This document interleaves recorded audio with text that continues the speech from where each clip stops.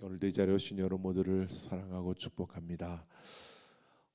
참된 예배자는 주님을 즐기는 자이다 라는 주제로 우리가 달려가면서 주님을 사모하는 예배자, 아름다운 영혼을 가지고 주님만을 기뻐하며 주님 한 분만을 사랑하는 참된 그 모습을 가진 사람들, 바로 참된 예배자는 주님을 아는 즐거움을 누리는 자이고, 그 아는 즐거움을 누리는 자는 더욱더 주님을 갈망할 수밖에 없는 그러한 모습을 우리가 살펴보고 있습니다.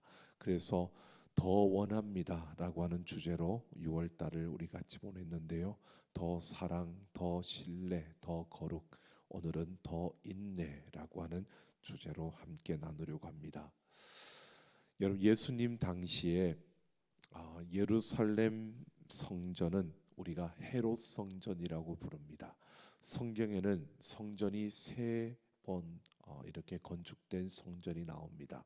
첫째는 솔로몬의 성전이고요, 둘째는 스룹바벨의 성전이고, 그리고 세 번째 나오는 것이 헤롯의 성전입니다.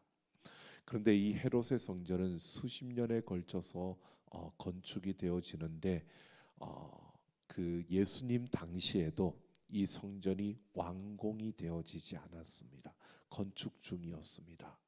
그 예루살렘 성전 안에 예수님께서 잠시 머무는 그때에 어떤 사람이 이 성전의 그 웅장함과 그 거대함, 그리고 성전의 그 아름다움을 입에 침이 마르도록 자랑을 하는 겁니다. 그는 그런 자랑을 할 때는 예수님도 거기에 함께 맞장구를 쳐줄 것이라고 기대를 했던 것입니다. 그런데 오늘 우리가 읽지 않았지만 그 6절에 보면 예상과는 달리 예수님은 너희 보는 이것들이 날이 이르면 돌 하나도 돌 위에 남지 않고 다 무너뜨려지리라 라고 말씀하십니다. 아직 완공이 되지 않고 지어져 가고 있는 건축 중입니다. 그리고 너무나 거대하고 웅장하기 때문에 이 몇십 년 동안 계속해서 이 건축 성전을 짓고 있는 겁니다. 그래서 자랑스러워할 수밖에 없는 그런 순간인데 예수님은 돌 위에 돌 하나도 남지 않고 다 무너뜨려진다라고 말씀하십니다.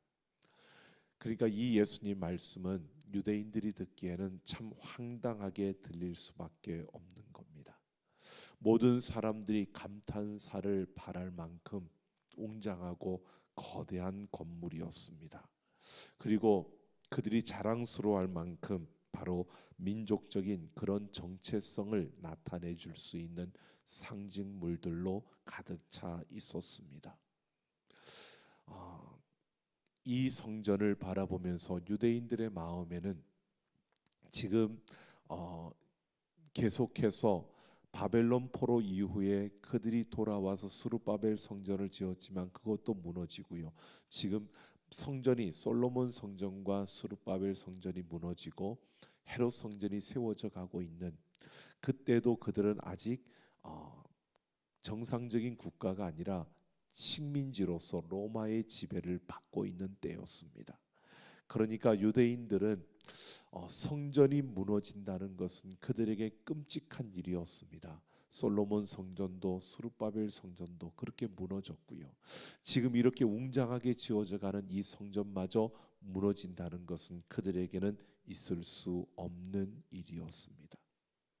그런데 예수님은 이 예루살렘 성전이 파멸되어질 것을, 무너뜨려질 것을 말씀하고 있는 겁니다. 그런데 지금 예수님이 이 말씀하시는 예루살렘 성전, 이 성전은 실제로 예수님이 세상을 떠나신 뒤에 40년 뒤에 티투스라는 로마 장군에 의해서 돌 하나도 돌 위에 남기지 않게 무너졌습니다. AD 70년 그 근방에 이 티투스라는 장군이 와서 로마 그 성전을 무너뜨릴 때 소문이 있었습니다. 벽돌과 벽돌 사이에 금이 들어있다. 그래가지고 역사적으로 보면 사람들이 정말 돌 위에 돌 하나 남기지 않고 다 그것을 해체하는 그런 무너뜨려짐이 있었다는 것입니다. 바로 그 시기부터 여러분 기독교가 유대교와 분리되어졌고요. 그래서 기독교라는 유대교와 다른 기독교의 그리스도교가 생겨나게 되었고요. 그 때에 그 이후에 쓰여진 기록된 문서가 여러분 이 마태, 마가, 누가, 요한복음입니다. 여러분 그러니까 이렇게 보셔야 됩니다. 누가복음을 쓸 때 이 누가복음을 쓸 때요. 실제로 예루살렘 그 헤롯의 성전이 무너진 것을 본 그 상태에서 예수님께서 이렇게 예루살렘 성전이 돌 위에 돌 하나도 남겨지지 않고 무너뜨려질 것을 말씀하신 이 기록을 쓴 것입니다. 마태복음도 마찬가지고 마가복음도 마찬가지입니다. 그런데 이 공간복음 마태, 마가, 누가가 동일하게 예수님이 이 이야기를 하고 있는 것은요. 복음서에서 이야기를 하고 있는 것은 예수님께서 40년 후에 그 일어날 그 전쟁과 예루살렘 성전의 붕괴를 전쟁이처럼 예측하셨다라고 하는 이 사실을 말씀하려고 하는 것이 아니라는 겁니다. 이미 이것이 이루어진 다음에 복음서를 썼기 때문에 여기는 이렇게 예수님 말씀하신 것이 그대로 이루어졌어 이것을 말하려고 지금 이 성전의 붕괴를 이야기하고 있는 것이 아니라는 겁니다. 당시에 문명의 가장 화려한 꽃이 바로 예루살렘 성전이었습니다. 예루살렘 성전이 가리키는 것은 그 세상에서 최고의 기술로 가장 아름답게 만든 그러한 문명의 꽃이 바로 예루살렘 성전이었습니다. 세상의 문명이 무너지는 운명, 바로 무너지게 될 것이라는 것을 예수님께서 분명하게 인식하고 있었고 예수님께서 말씀하셨다는 것을 전하고 있는 것입니다. 즉 이 복음서 저자들이 지금 초점을 맞추고 있는 것이요. 예루살렘 성전이 이렇게 무너졌어 그 사실을 보라는 것이 아니고요. 세상에 가장 화려하고 아무리 아름답고 아무리 웅장한 것이라 할지라도 마지막 그 종말이 오면 하나님의 나라가 이루어지는 하나님이 직접 통치하는 그 종말이 오게 되면 바로 그 모든 것들이 무의미해진다는 것을 말씀하고 있는 겁니다.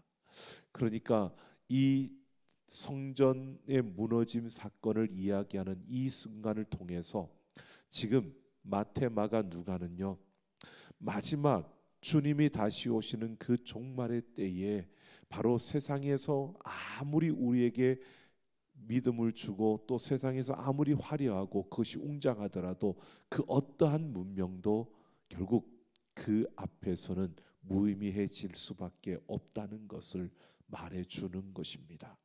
10절에서 11절을 보면 그때에 이렇게 말합니다. 민족이 민족을 나라가 나라를 대적하여 일어나겠고 곳곳에 큰 지진과 기근과 전염병이 있겠고 또 무서운 일과 하늘로부터 큰 징조들이 있으리라 라고 합니다. 바로 종말에 일어날 징조들에 대한 이 말씀이 바로 우리에게 들려질 때 여러분 현대인들에게 이것이 들려질 때 어떠할까요? 바로 돌 위에 돌 하나도 남겨지지 않는 이 종말의 그 순간이 주어질 때 바로 민족이 민족을 그리고 큰 지진과 기근 전염병 여러분 그런데 지금은 예루살렘 성전보다 더 크고 더 장엄하고 더 화려하고 더 품격 있는 문명이 지금 많은 사람들이 온 세계가 그것을 발전시켜 가고 있고 또 과학과 의학으로 많은 것들을 이루어 놓고 있기 때문에 지금 이 성경의 말씀처럼 모든 문명이 무의미해진다라고 하는 것에 대해서 우리는 이해가 갈 겁니다. 하지만 세상에서 보면 그런 일이 일어날 수 있을까라고 생각이 들어질 것입니다. 평균 수명도 훨씬 더 길어졌고요. 먹을거리도 더 많아졌고 더 좋아졌을 뿐만 아니라 즐길거리도 더 많아졌습니다. 그러니까 세상은 사람들이 발명하고 발견하는 그 문명의 발전이 이루어져 가면서 끝이 없을 거라고, 그래서 영원히 살 것을 사람들은 꿈꾸면서 의학과 과학을 발전시켜 가고 있습니다. 코로나19로 참 팬데믹이라는 이 생각지 못했던 상황이 우리 앞에 펼쳐졌습니다. 그런데 그런 가운데서도요, 사람들은 그렇게 여기고 또 생각하고 바라봅니다. 치료제 개발하면 그건 끝나는 거야. 치료제만 개발하고 나면, 우리가 그것을 개발하고 나면 이 전염병 또한 사라질 거야. 이것은 우리에게 그렇게 큰 문제가 아니야 라고 생각한다는 것입니다. 여러분, 코로나 바이러스로 인해서 많은 사람들이 두려워하고 또 염려하고 그 감염의 위험에 그 모두가 노심초사하는 그런 시대, 그런 모습을 볼 수 있습니다. 그러는 가운데서도요, 우리는 생각해 봅니다. 이것을 회복하는 것, 내가 그 병에 걸리지 않는 것, 그리고 이것이 그렇게 치료제가 개발되어서 종식되어지는 것, 여러분, 이것이 우리가 어떻게 보면 그만큼 의학이 발달하고 과학이 발달해서 우리는 이 정도는 충분히 해낼 수 있어 라고 하지만, 여러분, 우리의 그 힘이 하나님 앞에서 얼마나 크다고 생각하십니까? 여러분, 그 힘으로 우리가 정말 하나님이 주신 그 한계를 우리가 넘어설 수 있다라고 생각하십니까? 물론 그렇지 않은 분들도 많습니다. 하지만 우리 인류 전체적인 모습을 보았을 때는요, 그럴 수 있다라고 생각하고 사람들은 종말에 대한 두려움이 없습니다. 그 마지막 때, 여러분, 주님이 다시 오시는 그날에 이 세상의 심판대 앞에 서게 되고요, 이 세상의 마지막 종말이 옵니다. 그런데 그 종말이 온다는 것에 대해서 사람들은 그렇게 크게 두려워하지 않는다는 겁니다. 돌 하나도 돌 위에 남지 않는다라고 하는 것보다도 사람들은 그렇게 생각하는 거죠. 돌 위에 돌이 차곡차곡 쌓이면서 사람들의 그 자신감은 점점 강하여져 가고, 그러다 보니까 하나님이라는 창조주라는 존재를 그들은 인정하고 싶지 않은 겁니다. 결국 이 세상의 주인은 창조주가 아니라 바로 우리 인간이다라고 생각하는 그러한 교만함이 가득 차 있는 것입니다. 이게 바로 우리가 살고 있는 이 세상의 모습입니다. 오늘 6절을 보면 예수님은 날이 이르면이라고 분명하게 짚으셨습니다. 여기에서 날은 하나님이 정하신 때입니다. 그때는 우리는 모릅니다. 100년 후일 수도 있고요, 10년 후일 수도 있고, 내년일 수도 있고, 아니 한 달 후일 수도 있습니다. 하나님은 이 역사의 주인으로서 하나님의 시각에 따라 우리의 삶과 역사에 개입하십니다. 우리가 아무리 많은 발달된 그런 문명과 그런 문화 속에서 살아간다 할지라도요, 결국 이 역사는 하나님 손에 달려 있다는 겁니다. 그러니까 이렇게 비유할 수 있습니다. 지금 우리는 연극 무대에서 자기 역할을 연기하는 배우와 같이 우리의 삶을 살아가고 있는 겁니다. 그런데 결론이 나온 대본에 따라서 연기하는 게 아니고요, 매번 달라지는 대본에 따라서 우리는 연기하는 배우입니다. 그 대본은 감독에 의해서 결정되는 것이고, 그 연극의 마지막 또한 감독에 의해서 결정되어지는 겁니다. 바로 감독이신 하나님만이 모든 것을 알고 있다는 겁니다. 그 마지막 때, 그때를 하나님의 날, 하나님의 때라고 하고요, 그날이 오면 돌 하나도 돌 위에 남지 않는다는 것을 말씀하고 있는 겁니다.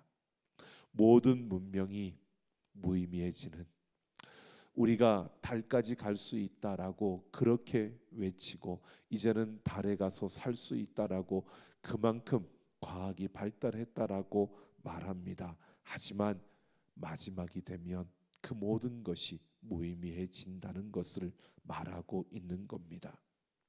바로 그 종말에 대한 묵시적인 현상들이 나타날 때 사람들은 모두 두려움에 휩싸이게 될 것을 성경은 말하고 있습니다.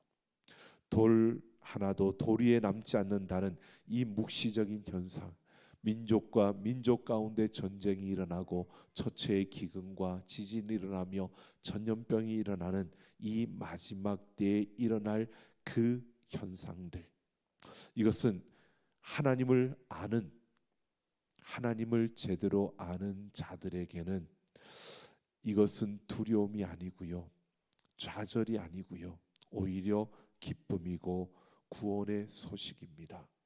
바로 그 날에 하나님께서 심판주로 오셔서 하나님의 자녀들은 구원의 영원한 생명으로 들어가는 영원한 하나님의 나라가 시작되는 날이기 때문입니다.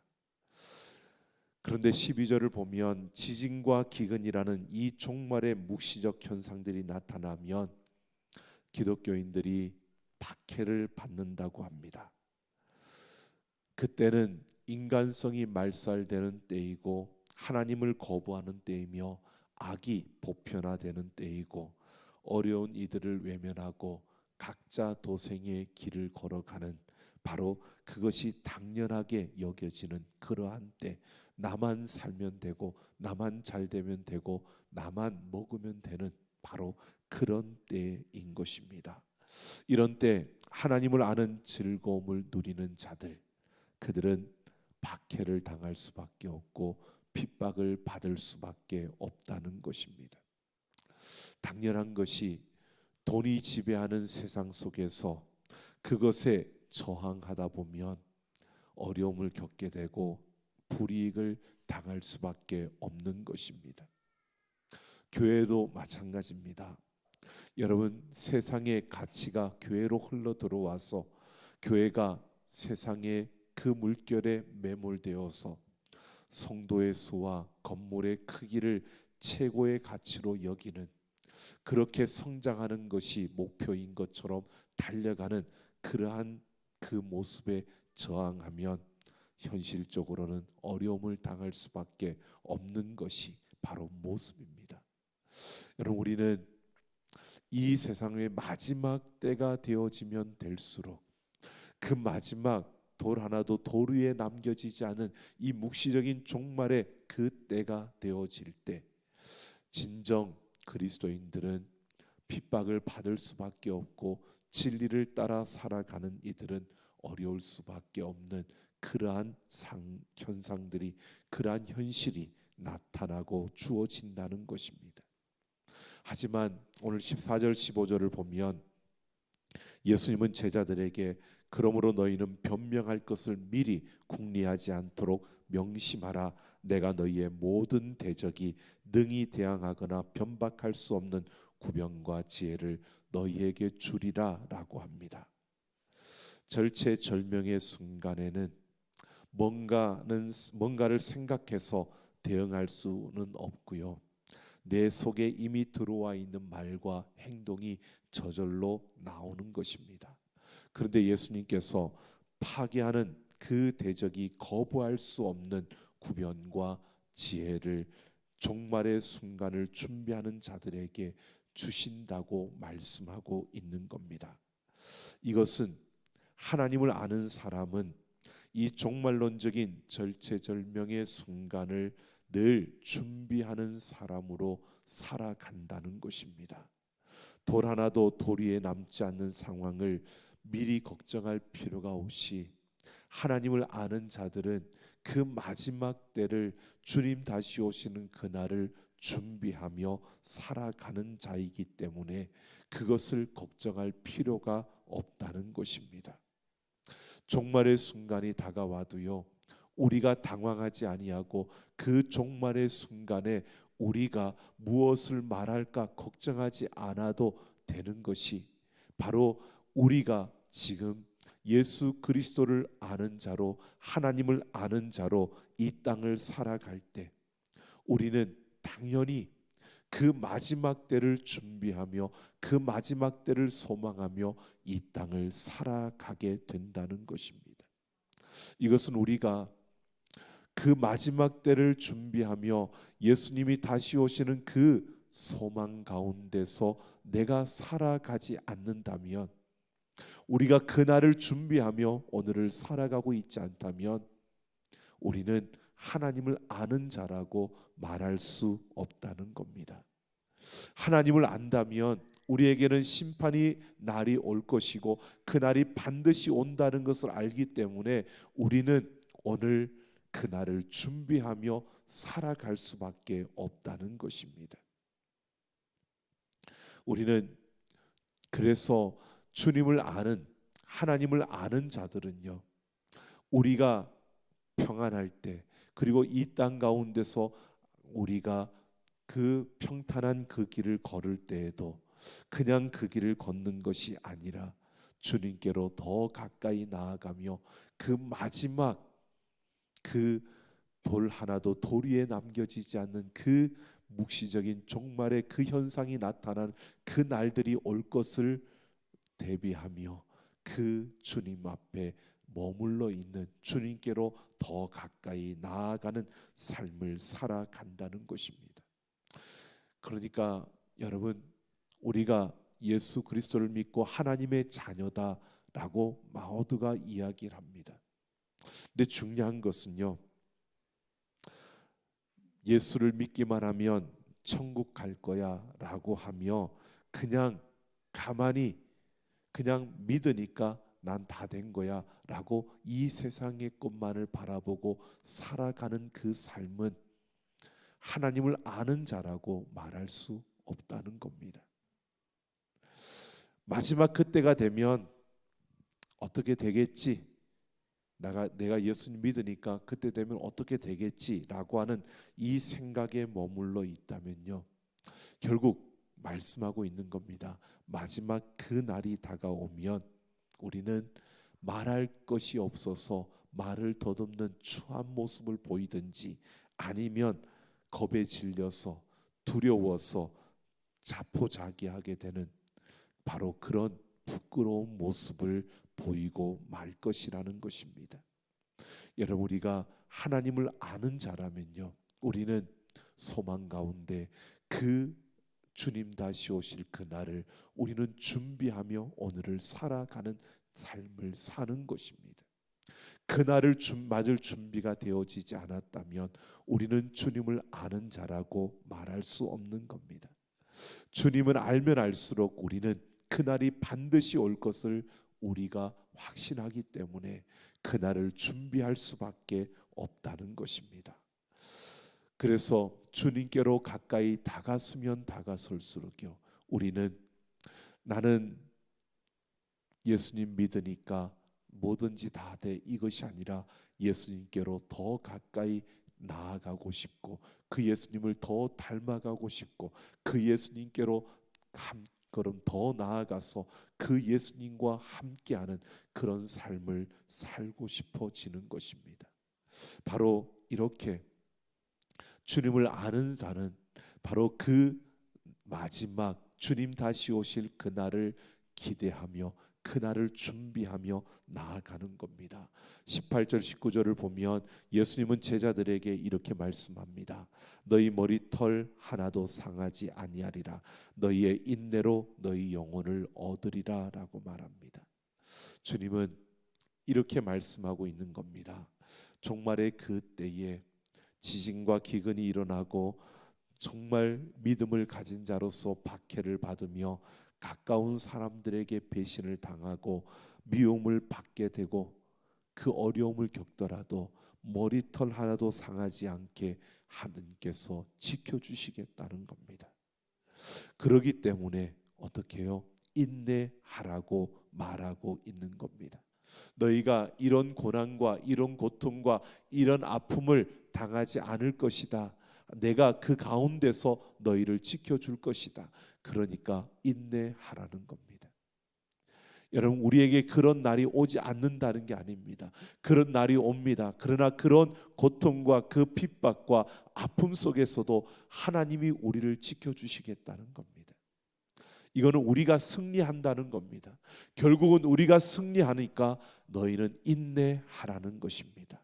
결국은 그것을 통해서 예수 그리스도의 구원이 완성되어지니까 너희는 그날의 끝까지 인내하라는 것입니다. 세상이 줄 수 없는 참된 자유, 세상이 말하는 죽음으로부터의 참된 자유를 얻게 되는 것입니다. 그래서 인내하라고 말씀하고 있는 겁니다. 세상의 재물과 또는 사회적인 지위를 통해서 주어지는 그런 약간의 위로가 아닙니다. 세상의 조건에 따라서 우리가 울고 웃는 그런 인생이 아니라는 겁니다. 하나님만이 주실 수 있는 참된 안식을 누리는 그 자유가 그때에 반드시 주어진다는 것입니다. 그 자유를, 그 평화를 누리려면 너희는 인내하라고 말하고 있습니다. 오늘 우리는 분명히 이 말씀을 우리 가슴에 간직하면 좋겠습니다. 주님은 머리털 하나도 상하지 않게 해주시겠다고 말씀하시면서 우리에게 인내하라고 약속하셨습니다. 여러분, 우리는 어려움을 당할 수 있습니다. 우리에게 힘든 일이 주어질 수 있습니다. 그러나 하나님께서 그 가운데서도 머리털 하나도 상하지 않게 우리를 지켜주시겠다고, 우리에게 승리를 주시겠다고 약속하고 있습니다. 그래서 우리는 그 약속을 붙들고 더 인내할 수 있는, 주어지는 상황이 그렇지 않아도, 나에게 다가오는 환경이 그렇지 않아도 여러분, 그 가운데서도 우리는 끝까지 그 주님을 바라보며 인내하는 우리가 되기를 예수님의 이름으로 축원합니다. 하나님을 아는 자는요, 하나님을 아는 그 즐거움을 누리는 자들은요, 바로 주님 다시 오시는 그날, 주님이 약속하신 대로 그날이 우리에게 주어지고, 그래서 우리에게 힘든 일과 때로는 어려움과 또 고통스러움이 우리에게 다가올지라도 그 약속을 붙들고 끝까지 인내하는 겁니다. 주님께서 나를 지켜주시고 내게 승리 주실 것을 바라보면서 우리는 인내하는 것입니다. 내가 주님을 알지 못하면 여러분, 조그만 어려움이 찾아와도 우리의 믿음이 흔들립니다. 주님을 제대로 알지 못하면 우리는 요동치는 우리의 믿음을 보게 되는 겁니다. 그래서 인내할 수 없는 것입니다. 여러분, 하나님을 안다라고 하는 자는 결국 소망 가운데서 인내하는 자가 하나님을 아는 자입니다. 하나님을 안다라고 말하면서도 소망 가운데 인내하지 않는 것은요, 이런 겁니다. 나는 외교관이 되겠다라고 말하면서 영어 공부를 안 하는 겁니다. 영어를 못 하는 겁니다. 외교관이 될 수 있을까요, 없을까요? 예. 물리학자가 되려고 하는 사람이 미분과 적분을 공부하기 싫어하는 것과 같은 겁니다. 하나님을 안다고 하면 당연히 우리는 소망 가운데 인내하게 되어 있습니다. 어떤 어려움이 찾아오더라도요, 어떤 환경이 주어지더라도요, 내가 조그만 세상의 그 아픔에 내가 흔들리고 있다면 여러분, 우리는 아직 하나님을 제대로 알지 못하는 겁니다. 하나님을 아는 그 즐거움을 우리는 또 현실 속에서 또 흔들리며 빼앗겨 버리고 있는 겁니다. 내가 진정 그 하나님을 아는 자라면요, 우리는 주님 다시 오실 그날을 확신하며 오늘 나에게 주어진 고통과 그 아픔 속에서도요, 우리는 나를 지키시는 그 하나님, 나를 보호하시는 그 하나님을 우리가 신뢰하며 끝까지 인내하는 겁니다. 하나님 반드시 우리에게 승리케 하실 줄로 믿습니다. 그래서 우리는 어려움이 찾아오더라도요, 이 코로나19로 인해서 모두가 두려워하더라도요, 우리는 무엇보다도 하나님 안에서 우리가 내 육신의 평안함을 위해서, 내 육신의 즐거움을 위해서 우리가 예배하러 나오는 것도 아니고, 내가 세상에 무언가를 얻기 위해서 나오는 것도 아니고요, 우리에게 고통이 주어지도, 우리에게 아픔이 주어져도 내가 그 예수 그리스도의 그 은혜와 그 사랑을 입었기에 우리는 더욱더 깊은 믿음의 자리로 나아가기 위해 예배의 자리에 서는 겁니다. 여러분, 코로나 바이러스의 감염이 두려워서 예배하지 못하는 것이, 여러분, 그것이 여러분 우리에게 옳은 것이라고 생각해서는 안 됩니다. 세상은 그렇게 말할 수 있습니다. 하지만 우리는, 여러분, 걸릴 수도 있고 또 우리가 아플 수도 있고 힘들 수도 있습니다. 그러나 우리는 육신의 아픔과 우리가 힘들고 고통스러운 이것보다 더 우리에게 힘든 것은요, 하나님을 제대로 알지 못하고 우리가 마지막 그 날에 우리가 흔들려서 부끄러움을 당하고 또 그 날에 우리가 고개 들 수 없는 그런 모습으로 서는 우리의 모습이 더 아픈 것입니다. 오늘 우리는 이 세대 속에 있지만 주님 다시 오실 그날을 준비하며 그날을 바라보며, 여러분, 우리에게 주어진 삶 속에서 더 인내하면서 더 깊은 믿음의 자리로 달려가는 우리가 되기를 예수님의 이름으로 축원합니다. 우리 함께 찬양하고 기도하는 시간 갖겠습니다.